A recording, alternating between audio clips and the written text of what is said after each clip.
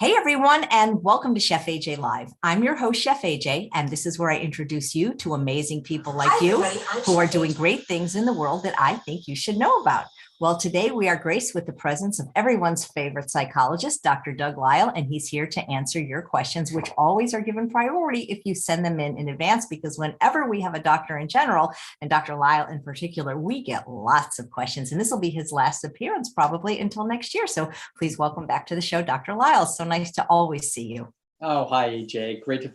Thanks for having me. Oh, well, we could, I mean, I'd have you every day, like all Lisle all the time, but I know that you have other things to do. So we so appreciate you coming. So we have a wide variety of questions on things you're used to answering about diet, trauma, but the first few are about things that are happening around the holidays. So I'll give them a little bit of priority because people might want to know. This is an interesting question from Jason.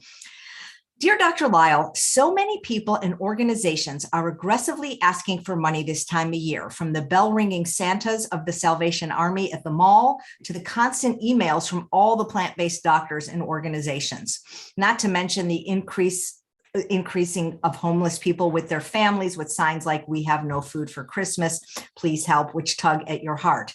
How does one learn to balance charitable giving without breaking the bank and still feeling like a good person?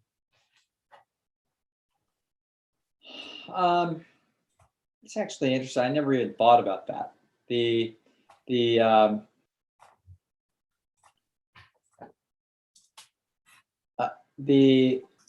think we begin with something that's kind of curious. Is the thing that we're even watching is we're watching the instinct of the human being, which is designed to live in a moderate-sized village.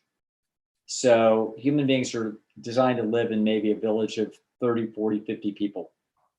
And in that village, the little families each are out gathering food, and they're pretty steady at their abilities to do so. The men actually are engaging in hunting collectively, and then they divide those resources. So what there is that there's what you're watching is the integration of safety nets. That's why they're even together. There are costs associated with living in close proximity to a member of your own species because you want the same things they want. Okay, it's not a problem with me living, for example, next to a bunch of oak trees, because we aren't after the same resources, so we're not in competition with each other. But it doesn't even bother me too much to have squirrels around. But another human is a potentially significant cost, and that is exactly what they want tends to be exactly what it is I want. So there's conflicts. So why do humans even live together? And the answer is because they are competent to actually help each other. So there's value now. So there's other value in other creatures for living close together, but those are herds, and they actually don't help each other. They're just there's no conscious behavior directed at helping. What there is that there's just there's a geometry associated with their existence, that they are better off being a member of a herd, because the herd can protect itself in some ways that where an individual can't. And so there are a bunch of horses running in a herd. They aren't friends. Okay, they don't have emotional attachments to each other. If one of them has its foot stuck in a snake hole and a tiger is chasing it, then is chasing them, we don't stop and say, "Oh my God, George, let me see what I can do. Let me get my head underneath your foot and see if we can pull out of the snake hole." They don't do that. They just run for their own existence. Okay. Humans aren't like that. They're not in a herd. They're actually they are a motivated collective. They want to be they're in there because they like it. And they like it because it's valuable. And one of the most important things about its value is not the fact that we have conflicts of interest with each other about what's valuable, for God's sakes. That's a problem. Okay. No, the value of being together has overridden the conflict, because it turns out that we can help. So if one of us have our foot stuck in a snake hole, and there's a trouble coming, the other members of the tribe are like, whoa, let's stop, try to figure this thing out. So human beings have helping hands, and they've got brains that are willing to help. And the big thing that's involved is insurance.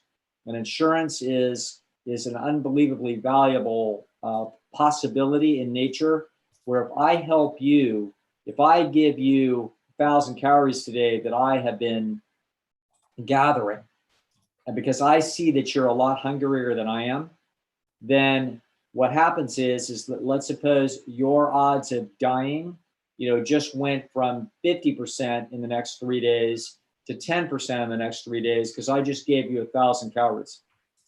So that 1,000 calories literally saved 40% of a life.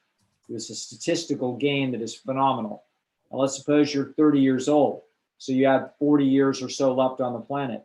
So I just went 40% times 40 years. I just pulled up 16 years of human life on that moment, where I gave up 1,000 calories, which took me all afternoon to gather.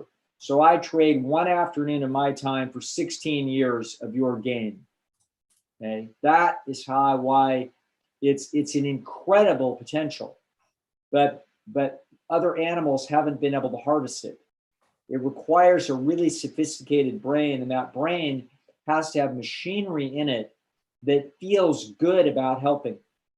Okay, you have to want to do it, and the reason why you want to do it is you've been selected to be in these little, what we're going to call insurance schemes or tribes or friendship circles, that you feel like, oh, I see and feel and experience their pain, and I want to help them.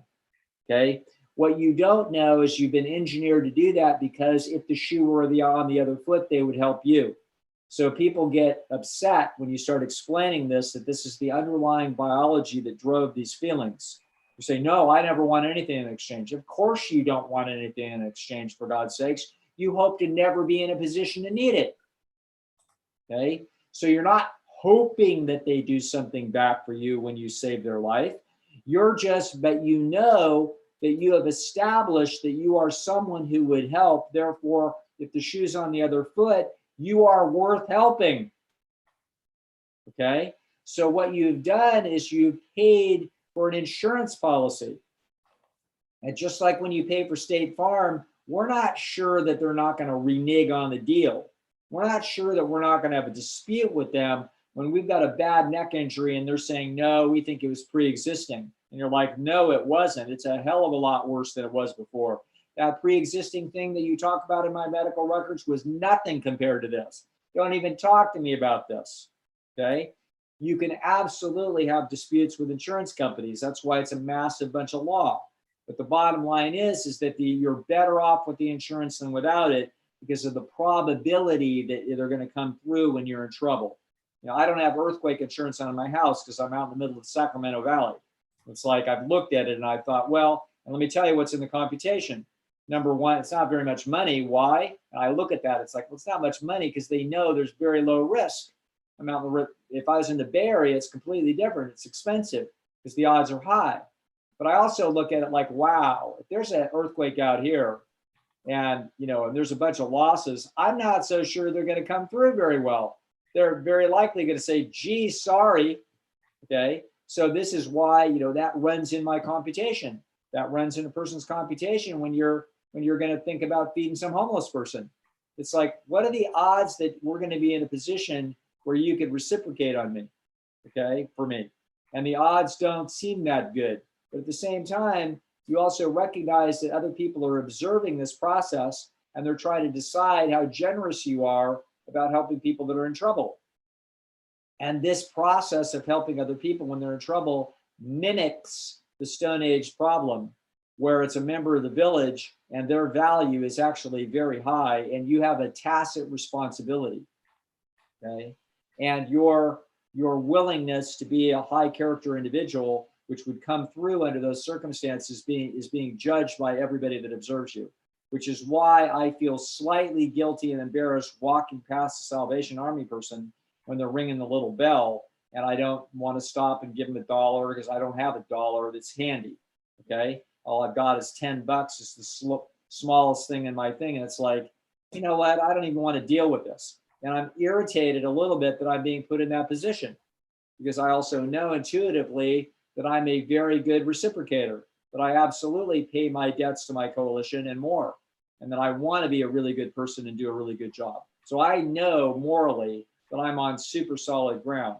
But you put that situation in my face and it mimics a Stone Age situation, and particularly a homeless person with a little sign with 3 little kids. It's like, whoa, you talk about the Stone Age crisis of the woman who lost her warrior husband, you know what I'm saying? And then she's starving with 3 little kids. It's like, what am I supposed to do? And the answer is, I'm supposed to help if I could possibly afford it. And can I afford it? Hell yes. I could put those people up in my house and feed them a big old fancy dinner, for God's sakes. There's a tremendous amount that I could do. And in the Stone Age, we're designed by nature to have it that nobody's way better off than anybody else.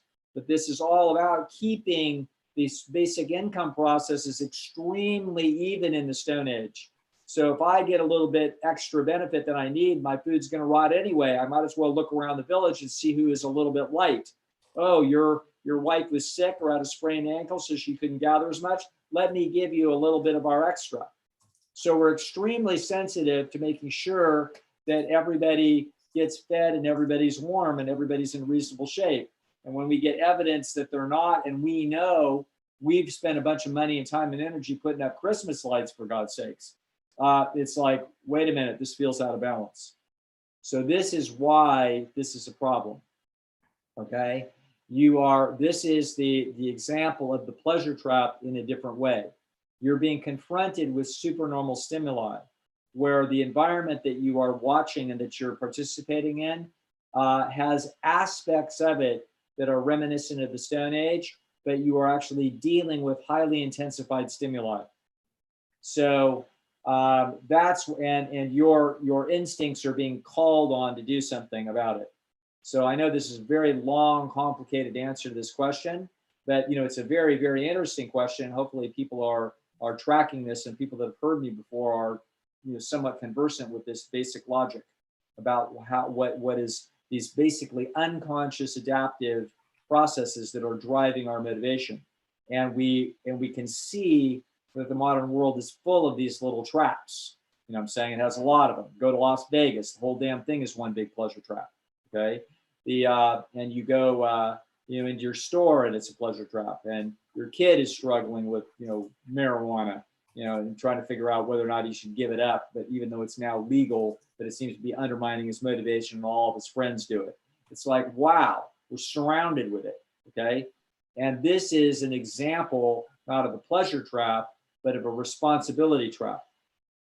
Okay. And so this different aspects of this I've talked about in a talk I did many years ago called Success Forces, where we talk about the fractured village and the fact that you can have a bunch of people pulling on your time and energy, and each of them feels like they're the most important, and none of them even know each other.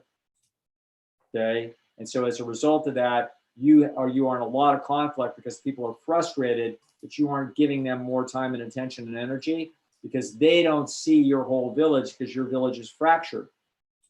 Where in the Stone Age, Big Louie tells little George, no, she's coming with me to help me on this project, not your project, because my project's more important. And Big Louie wins the argument, and Big George isn't mad at you that you're not helping him, pick flowers for his girlfriend's birthday, like you said you were going to, because Big Lou says, no, we got to go repair the fishing net. And that's more important, and that's the end of the subject. You didn't have to, deal with this the way we have to deal with it now, which is an unnatural situation. And that leads highly agreeable, highly responsible people to be getting they get run in circles with no time left for themselves for exactly this problem.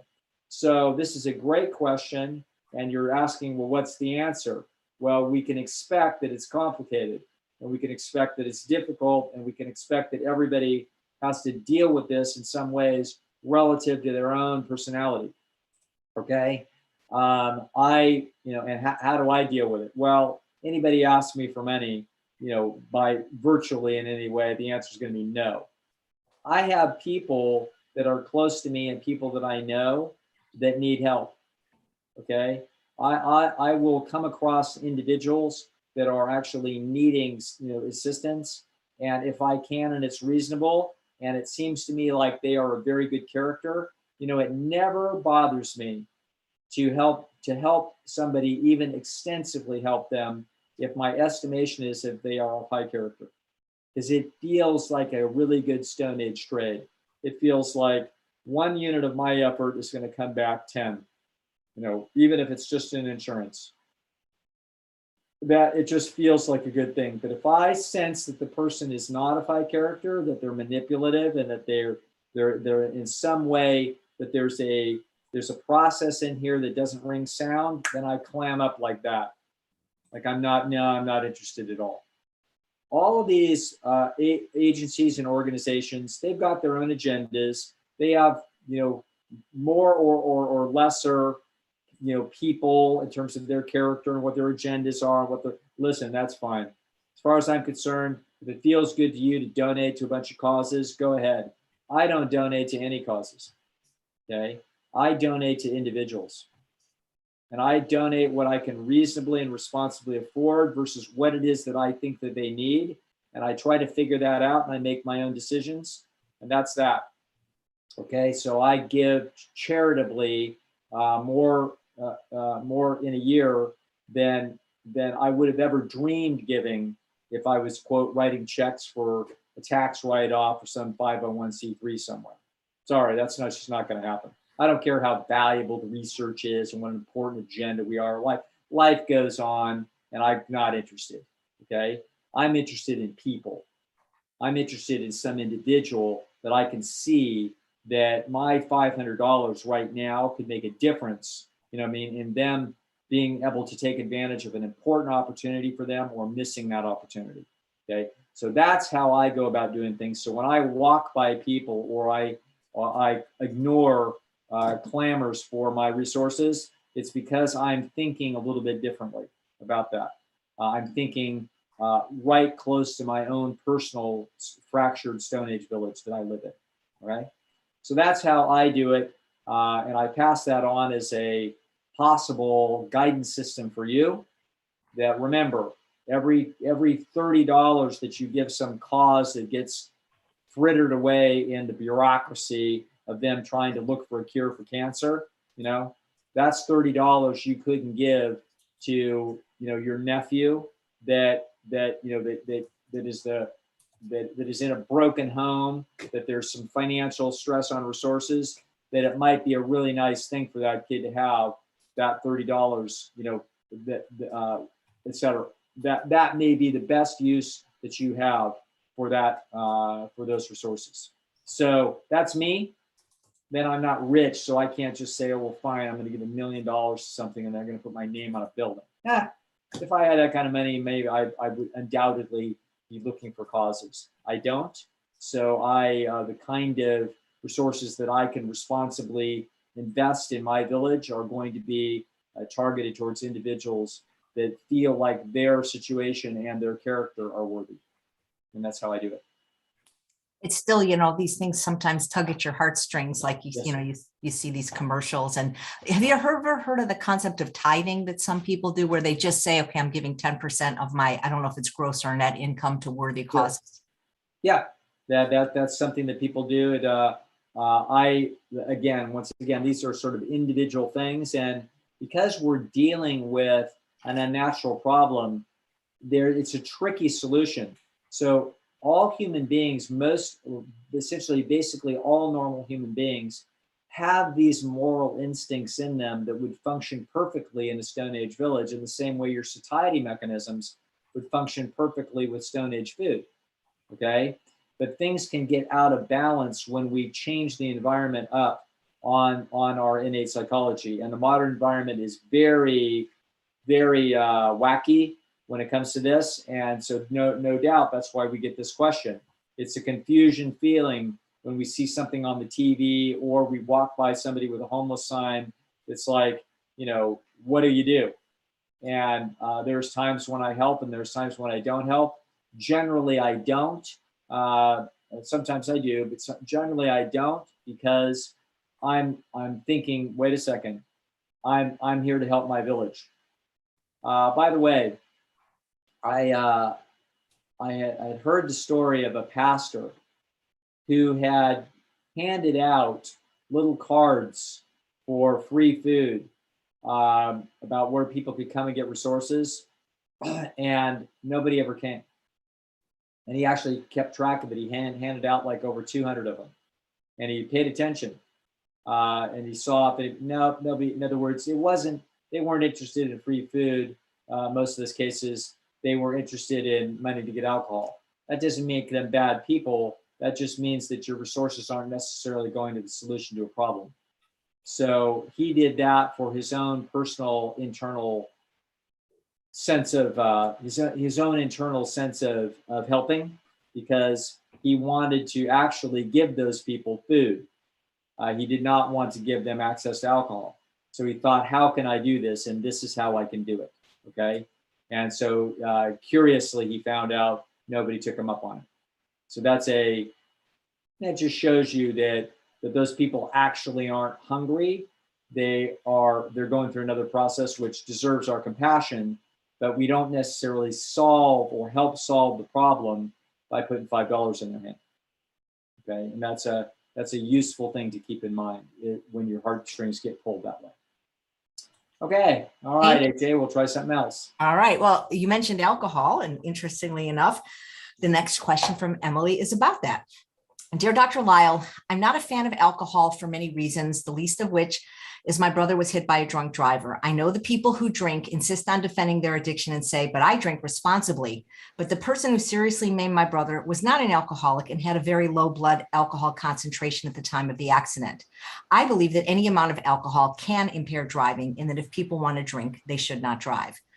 On Thanksgiving, we invited a couple that we met at our church who are new to our small town for Thanksgiving because they had mentioned they were vegan. They were excited to come and asked if they could bring anything. I texted both of the couple and the menu and said, you really don't have to bring anything unless there is something missing from this menu that you would like to have. Little did I know that would be alcohol, and not just wine, but hard liquor also. Once they were in my home and asked for a glass and some ice, I was caught like a deer in the headlights and didn't know what to do. I am mostly angry at myself for compromising my values and would like some advice on how to handle this situation in the future, because they want to continue socializing, but I am not comfortable in an environment with people who are drinking alcohol. Do I just say from the get-go that no alcohol is allowed in my house, the same way I say no animal products are? Why am I so judgmental of people who drink? Thank you. Yeah, that's we're finding an interesting what life is about. It's about the prioritization, which means priority means that there's conflict of values, and so this person's got two different questions. One of them is really sort of about these particular people, and the other is about the process more in general. So and what she's finding is, I'm not exactly sure about this question. I'm not sure but there appears to be an underlying problem where she likes the people enough, but she's frustrated with the issue that they drink alcohol. And so so now you are confronting the fact that there are inherent conflicts of value in life. And so and you're asking, why am I so judgmental? That's a derivative of two things. It's a derivative of your genetics, and it's a derivative of your life experience. So you can imagine that your life experience has been very important here. That the drunk driver hitting your brother, it sounds like your brother, he may have died or may have been seriously injured. So there's a catastrophic loss, obviously. And as you looked into it, you realize, oh, well, we can't say that this was a bad luck of a person who's falling down drunk and should have been locked up. No, it was actually a person who was drinking, quote, responsibly according to standards, which means that you're saying, well, then the standards aren't good enough. Now, you haven't necessarily stepped through a full analysis of this, because there's nothing that says that the alcohol was responsible for the accident, okay? the vast majority of accidents have nothing to do with alcohol. So they have to do with just limitations of human capability in a complicated information processing problem. But people will often, when they're trying to figure out a catastrophic loss, they will be looking for what we call a salient explanation. In other words, something that stands out to us in the array. And so what stands out in the array of a catastrophic accident is alcohol with somebody under the influence, i.e. this shouldn't have happened.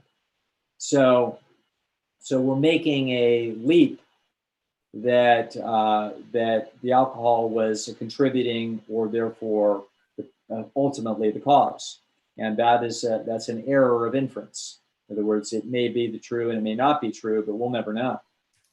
So now, but I think that your personality, we've got a perfectionistic personality that is that you're born with, which is why it is that you're part of this group. And so we add that to that life experience, and we come up with a quote very judgmental stance.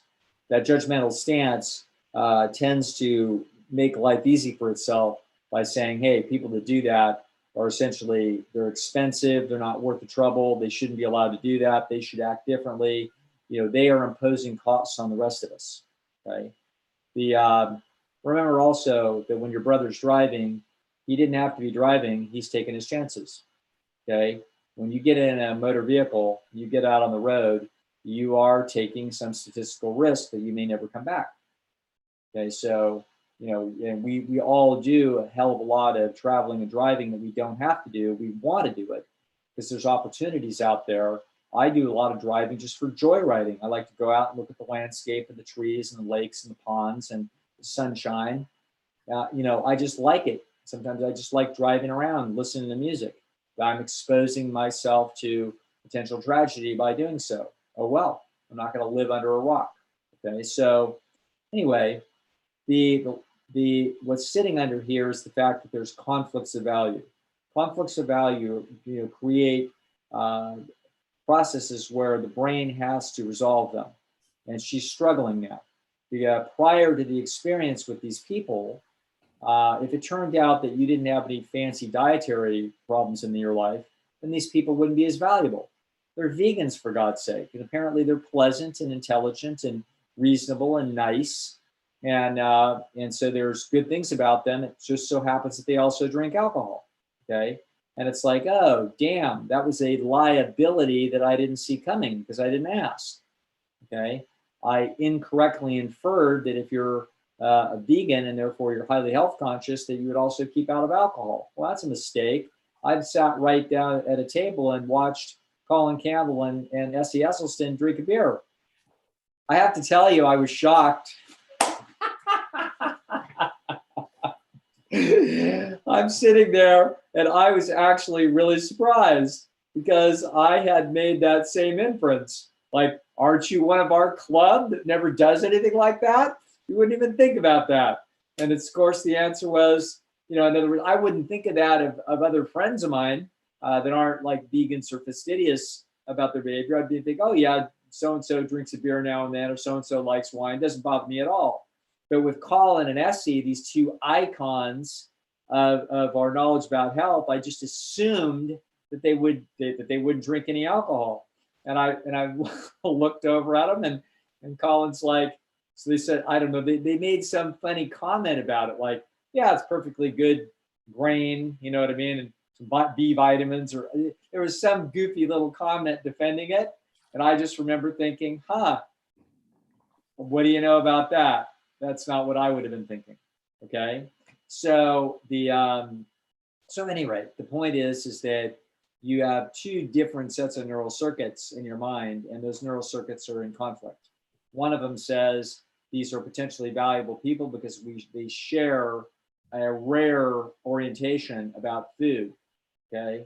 Now that may not be quite as rare or as pristine as we thought.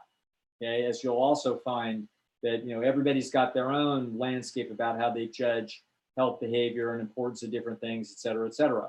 So if I'm sitting down with Michael Grieger, he's going to be he's going to be worried about making sure he gets more of these. He's going to be eating the dark red stuff. And I'm going to be like, well, what's wrong with the other stuff? Well, it doesn't have as much of this or that in it. Okay. So these people are probably not irresponsible as individuals. In other words, when you look at their whole life landscape. So now you've got a clash, and we're finding out that you've got your own particular subjective inferences that you have made about people, about how they should behave, etc. There's nothing, quote, wrong with those, except that it's like the attitude of, well, should I expose myself to unnecessary driving around the town? Okay, and the answer to me is yes, I'm willing to accept that risk. Okay, there's losses associated with it. And so in this case, if you narrow down your friendship circle to only those people that overlap with you unbelievably highly on almost all dimensions, you may be by yourself on Thanksgiving. Okay, so at that point, it's like, okay, you got to run a cost benefit analysis. And so you're being pushed by this conflict. It's going right into a very sensitive area for you. And so my attitude is you are judgmental because of the interaction between your genetics and your life experience. Your life experience has led you to make some inferences that are probably challengeable in terms of what you've come up with. So anyway, I look at it that way. And I would say that a way to manage this, one way to manage it is if these people are sufficiently interpersonally attractive, I would hang out with them a few times and see whether or not you find yourself modifying your own position, because you become, it challenges some of your stereotype inferences about their levels of responsibility. Okay. If it doesn't, if it turns out that it continues to stick in your craw, this is basically, by the way, consistent with early research on interaction between people that have racial prejudice. Okay, same kind of an idea. So the notion is, do we find that that it remains an issue? And if it remains an issue and you don't find yourself basically chilling out about this, which I'm not saying that you should, I'm just saying that you very well might, okay? If it turns out that you don't, but you are still in high conflict about this, then you can start deciding for yourself whether you want to have an honest communication with these people about the fact that you happen to have this essentially relatively unusual quirk as a result of who you are and your history, and that do they want to hang out with you but not have alcohol involved? Okay, but in other words, I wouldn't spring that on them without two things in place first. That number one, we have found out through repeated experiences with them whether or not we have chilled out or not. Okay, so that's one thing that we would do, because it may turn out that we recalibrate our own stereotype with some existing, with more data. Okay, and it sounds like it's probably worth getting that data from who it is that these people generally are. Second of all, if that doesn't work, then, but we still feel drawn to them because we still feel high good character and personality value, then we may need to have a discussion with them about this specific conflict and whether or not we can essentially hack our way or band-aid our way around that problem. Okay, so that's how I would approach that. It's so fascinating watching you work with these, because I never know what you're going to say, but the way you look at it from all these different angles, it's like fascinating to me. Cool. Dr. Lisle, I don't allow animal products in my home. I've been vegan for 45 years, nor do I allow alcohol, but I'm pretty clear about that up front. But I've had people say they wouldn't come over unless there were animal products or alcohol. And what I don't understand is, why can't people go 2 to 3 hours without alcohol? Like, that to me is weird. Yeah, well, there's also some subterranean processes that are going on there. In other words, they're also saying, I'm not going to be interacting with people who are going to be looking down on me because I'm someone who would use alcohol or animal products. So if you're going to set that as a moral bar to this proceeding, I'm not going to be there. Okay. So that's actually, it's not that they couldn't go without it. It's that they are essentially saying, I'm not going to be a second-class citizen. Okay. And so that's a different motivation for that pushback that you're getting. Well, I remember when I had my mom's 80th birthday party, I just couldn't afford the alcohol. I mean, and family members said, I will not come unless there's alcohol. Yeah. So yes, that's interesting. Again, I think that was probably significantly about the moral, about the undertone of the moral righteousness than anything else. So I believe that's correct. Great. Right. Thank you. So this question is from Chloe, and it can be any time of year, but because Christmas could be a particularly difficult time for people having extra things in the house, I thought I would ask it. In my attempt to make my omnivore family healthier, I make them whole food plant-based snacks and treats. When I have these around, I find it really hard to resist them. I find it so frustrating. How can I help my family eat healthy without falling off track myself? Do I just let them eat store-bought crap that doesn't appeal to me?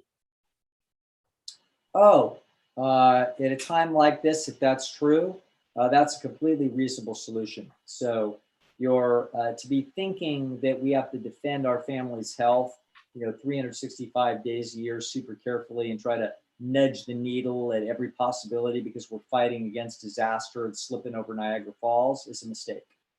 Okay, we don't have to do that. And your family, each of them, your children and your spouse and your sister, these people will, over their lifetimes, they will migrate towards wherever they're migrating towards, which is largely a function of their genetics.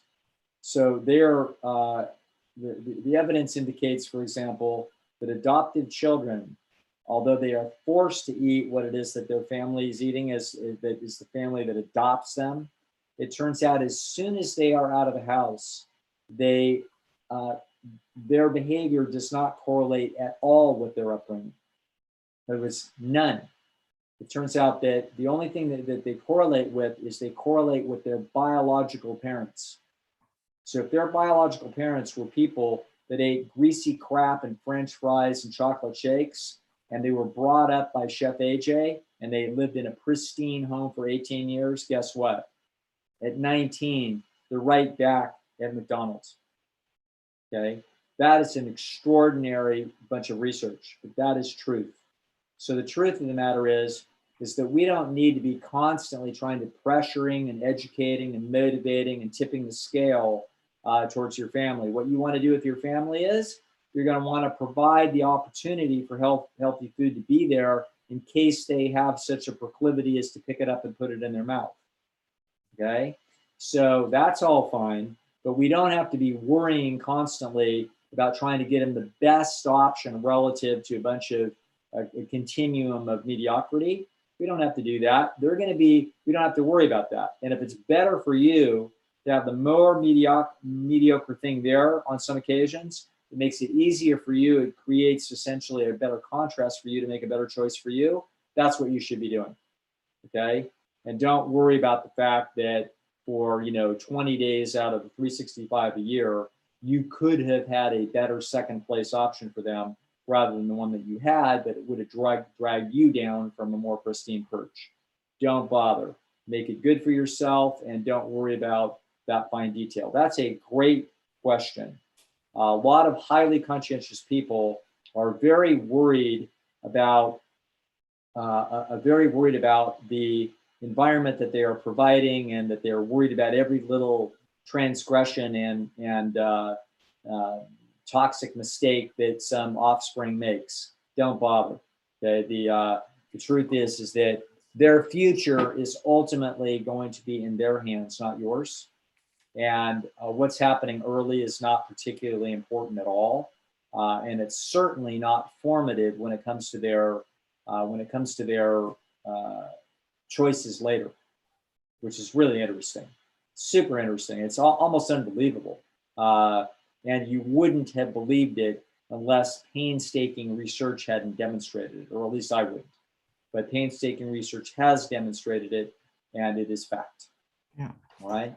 Right. Well, a similar question was just asked today to feel fabulous for Dr. Frank.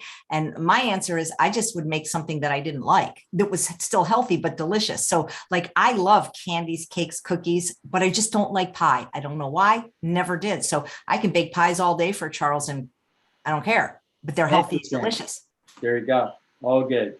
Yep. Yeah, we just fiddle our way around this problem. Yeah. So I've got a question on trauma, a question on entitled children, and a question on emotional eating. Is there one you'd like first? I have them all pulled up. I'm ready to start. Just FYI, I need to end a couple minutes before the top of the hour. So so just to let everybody know that that's where I'm headed. Okay. Sure, you are. Start with the first one. Okay, I have this one pulled up from Susan. Yeah. Our grandchildren ages 5 and 8 are being raised as entitled children with a plethora of fun experiences and no apparent requirements to be helpers in the home or follow reasonable directions. Our daughter was not raised that way. Is there any hope they will eventually be able to emerge from this parenting style as responsible adults who do not expect the world to ensure their happiness on a daily basis? Yeah, how much they're spoiled won't impact their psychology at all. So how entitled people are isn't subject to what their history was in their upbringing. So this is once again this is like a similar question or worry about parents worrying about what they're feeding their children. Once again, the answer to this, and the reason I can speak so definitively towards it, is that the research evidence is not even remotely equivocal. It's exceedingly clear. It's outlined by Robert Plomin in a book called Blueprint. So relax. Doesn't matter how spoiled that child is. It won't impact it. If it's Alan Goldhammer, you're going to get the same hard-driven, ascetic, whack job, no matter what you did in their early upbringing. And if it turns out that they're an entitled little brat, it doesn't matter if you put them in military school, and it doesn't matter if you make them dig for every worm that they get to eat. As soon as they are in a position where they can start making claims and grabbing and cutting corners and flaking out, they will. Okay, you're not changing the personality through life experience. You're just changing momentarily what it is how it manifests. That's all your environment does. It's a short-term impact on the computations that particular personality does. You put a gun to some mafia chief's head, and they get incredibly cooperative. You take the gun away, and they're murderous. Okay, that's how that works. So yeah, no worries. Thank you. This is from L. Dr. Lisle, I am not in the medical field, so I apologize if I'm not wording this correctly. I understand from your talks that nothing neurologically changes in your brain if you've been through childhood trauma. But what if childhood trauma, without a provocation or a trigger, continues to play in a loop in your mind, even though you're an adult and have no contact with your former abusers? With me, without realizing it, I will just recognize that my heart is pounding and I am really upset and tense, and realize that I am playing over and over one of those memories in my mind. How do I stop this from happening? Thank you so much for everything you do. Your teaching is fascinating. Yeah, that's exceedingly unusual, by the way. So people that have had traumatic events are rarely playing these things over in their mind years later. The reason why that's true is that what comes up from the adaptive unconscious is information processing related to optimizing current survival and reproductive problems. So so therefore, bad things that have happened in the past, they are files that sit inside the system, and they are only called up when the current set of circumstances indicate that they may be relevant. So I don't remember about what spices to put in my pizza sauce until it's not on my mind. I'm not working at my computer or eating an apple or walking around the block or petting my cat and suddenly thinking, oregano, I got to be remembering oregano. No, that isn't how it works. The files of your memory are like a library. They're like books sitting on the shelf and nobody's reading them. Okay, they're not active little processes that are impacting us. They are files. They sit there, and they are inert until the environmental circumstances come up. As soon as I go down to the kitchen and start making spaghetti sauce, now all those files get called up. Okay, but I'm not thinking about any of those things all the other time. When I'm playing basketball, trying to figure out who I should be passing to, I'm not thinking oregano or sage or marjoram. No, that's not anywhere near it. None of those neurons are active. So that's why it's exceedingly unusual for there to be traumatic memories coming up over and over again 20 or 30 years later, because they're simply not profitable for the nervous system to be considering those things in analyzing current behavioral decisions, because they're not relevant. Now, sometimes people do something because they're struggling in life, and I'm not talking about this questioner. She's asking the question. Of course, I couldn't possibly answer her specific question, but I can answer it more writ large in terms of human psychology. The reason why it might be coming up over and over again would be there'd be something in the present where this is actually germane.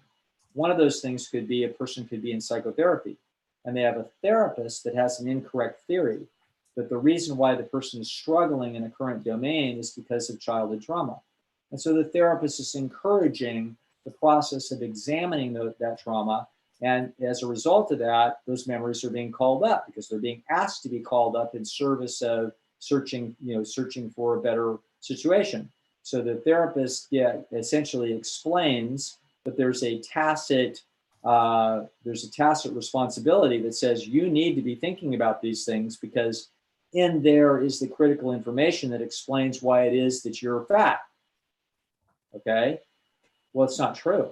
Okay. But that doesn't stop the fact that the person learning that essentially that an expert thinks it's true doesn't go ahead and call up those memories, and then they get a bunch of tumultuous process. Okay. So you could be doing that. It wouldn't have to be a therapist. It could be a book. Okay. So it could be a book. I don't know. There's 1,000 books on that subject that will tell that story. So a person who is seeking self-improvement in some important ways and is confused about their inability to succeed may be looking for solutions there and therefore calling up those files. Okay. That is probably the primary reason why anyone would have that situation.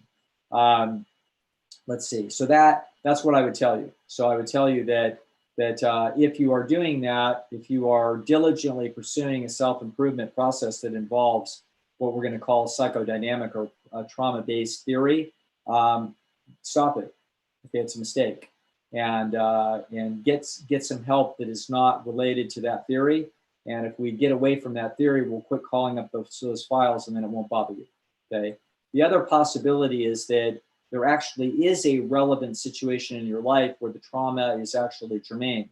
Maybe you have a young child and there's a creepy neighbor or whatever. In other words, there would be reasons why that it would be in your best interest in the current situation in order to be calling up those files. Okay. But that is unusual for that to be true. It's just generally that information is no longer relevant any more than it's relevant for me to remember the color of Scrooge McDuck's jacket. I don't care. It's lost in my memory somewhere in some file, or something about I don't know what's the anything. There's all kinds of stuff. Whenever you watch a movie, if it was a great movie, you watch it 10 years later, you've forgotten 90% of what happened in that movie. And it's like you're watching almost brand new all over again. You forgot a tremendous amount of the scenery and dialogue. Okay, so so your memories are very quiet, and they are only hot when there's some reason to believe that they're relevant. Okay, and so if you're going through this, it's because there is some reason that your brain thinks it's relevant. And my guess is that there's a self-improvement therapeutic agenda, and that you are being directed by theory to recycle those memories, and then it's causing you a lot of unnecessary disruption. Okay, so that's what I think about that. Thank you. All right, let's take on one more if we can, AJ. Okay, maybe you'll talk fast. All right. This one is from Evan.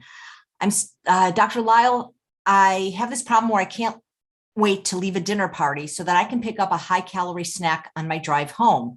Even though I just finished a full meal along with a high calorie dessert, something inside me demands that I entertain myself with food for the drive home, even if it's only a few minutes. Even though I'm not hungry, I know I'm not alone in this. How can this not be connected to some type of emotional situation? I realize the part about it being fatty and or sweet, but why would I want to do this in the first place? And then another person commented, I do something like that too. So of course, okay, this is just this isn't some deep unconscious psychological motivational anything.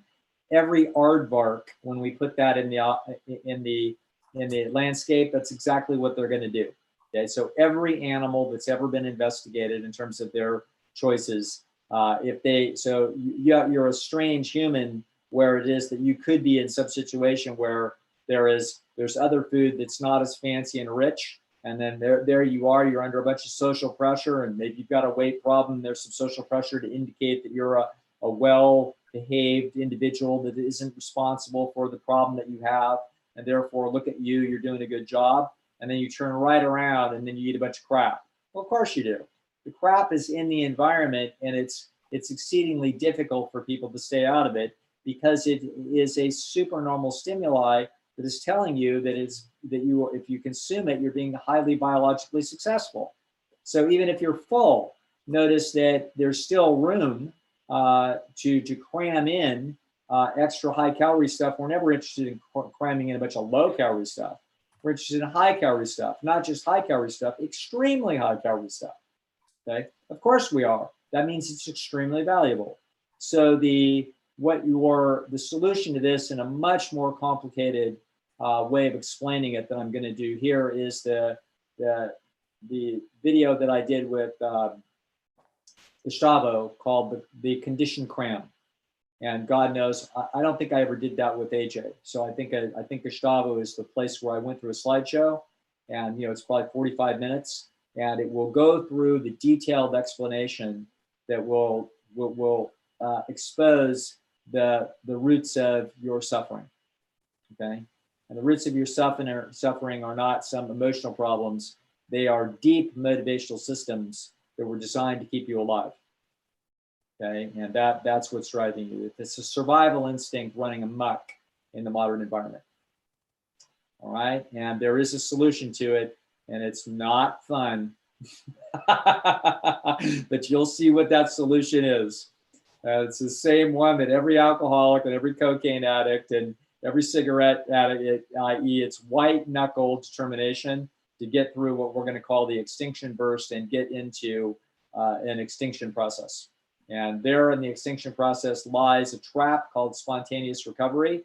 So you'll learn all about Shepard Segal, a brilliant psychologist, I believe at McGill, and his work in heroin overdoses. And you'll learn the story of Ivan Pavlov, the Nobel Prize winning physiologist out of Russia, that discovered classical conditioning.